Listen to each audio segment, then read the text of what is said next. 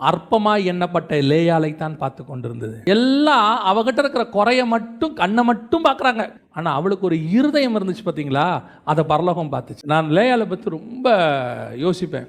அந்த அம்மா மாதிரி ஒரு லைஃப் உலகத்தில் யாருக்குமே வரக்கூடாது. திடீர்னு கூப்பிட்டு அப்பங்காரன் சொல்கிறான். அதே அப்பந்தான் தான் தங்கச்சிக்கு மாப்பிள்ளை பார்க்கும்போது, ரெபேக்காலுக்கு மாப்பிள்ளை பார்க்கும்போது அதே அப்பா தான் சொன்னார், பெண்ணின் வாய்பிறப்பை கேட்போம். அவர் சொல்கிறார், பெண்ணின் வாய்பிறப்பை கேட்போம், இஷ்டமான்னு கேட்போம், அதுக்கிட்டையும் ஒரு வார்த்தை கேட்டுக்கலாம்.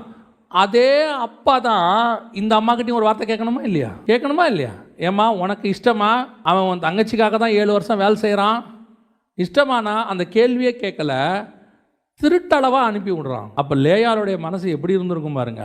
அற்பமாய் எண்ணப்பட்டாள் என்று கர்த்தர் கண்டு அவளை கற்பம் தரிக்கும்படி செய்தார். நம்ம இக்னோரண்ட்னு எப்போ இந்த உலகம் சொல்லுதோ அப்போ தான் கர்த்தர் சொல்லுவார், யூ ஆர் செலக்டட்.